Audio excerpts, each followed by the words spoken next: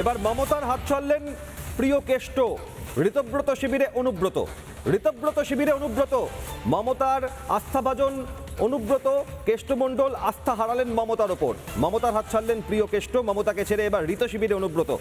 ঋতব্রত শিবিরে নাম লেখালেন অনুব্রত মণ্ডল। কেষ্টকে বীরভূমের তৃণমূলের জেলা সভাপতি করলেন বিরোধী দলনেতা ঋতব্রত ব্যানার্জি।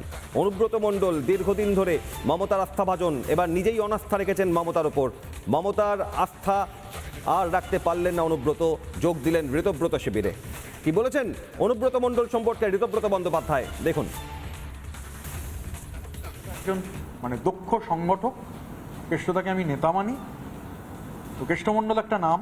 কেষ্টদার সঙ্গে লোকসভা এই বিধানসভা ভোটের আগে কেষ্টদার সঙ্গে আমার নিয়মিত কথা হয়, গত কয়েক বছর ধরেই হচ্ছে।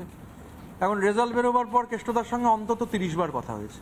আমার মনে নেই 30 বার কি 30 বার কথা হয়েছে, আমি দায়িত্ব নিয়ে বলছি 30 টাইমস কেষ্টদার সঙ্গে আমার ফোনে কথা হয়েছে। আর এই ঘটনায় রাজ্যের মন্ত্রী দিলীপ ঘোষ, দুধকুমার মণ্ডল তারা কি বলছেন দেখুন।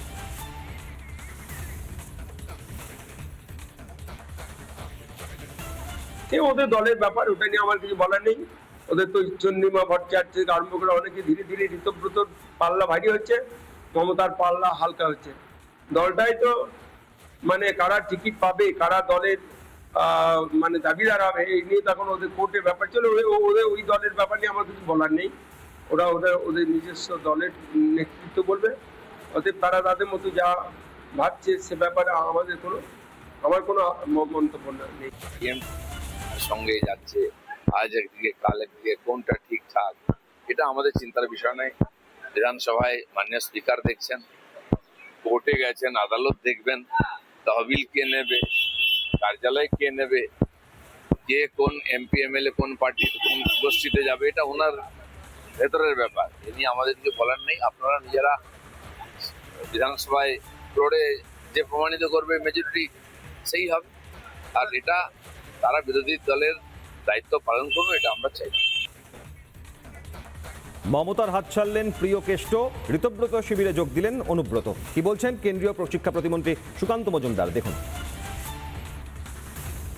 মমতা বন্দ্যোপাধ্যায় এবং তার দলের, অর্থাৎ তার প্রতিষ্ঠা করা যে তৃণমূল কংগ্রেস, যাকে এখন কেউ কেউ বলছে মমতাবন্দী তৃণমূল কংগ্রেস, সেই তৃণমূল কংগ্রেসের হাল হচ্ছে সেই নৌকোর মতো, যে নৌকো মাঝ নদীতে আছে, ঝড় উঠেছে প্রচণ্ড, পাল ছিঁড়ে গেছে, দাঁড় ভেঙে গেছে, নৌকোতে ফুটো হয়ে গেছে, তো স্বাভাবিকভাবে নৌকো ডুববে।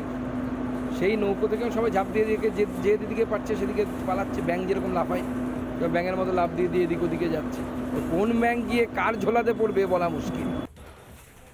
আর অনুব্রত মণ্ডল ঋতব্রত শিবিরে যাওয়ার পর কালীঘাটপঞ্চ তৃণমূল সাংসদ কল্যাণ ব্যানার্জি তিনি কি বলছেন।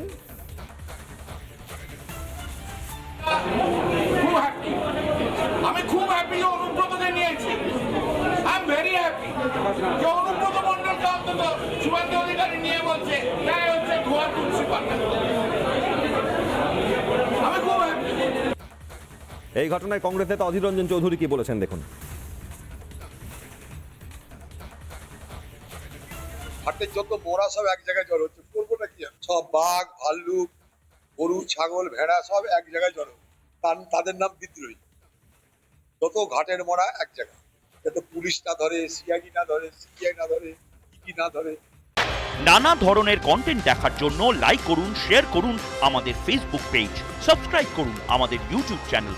পাশাপাশি অন্যান্য ব্রেকিং নিউজের জন্য অবশ্যই চোখ রাখুন রিপাবলিক বাংলায়।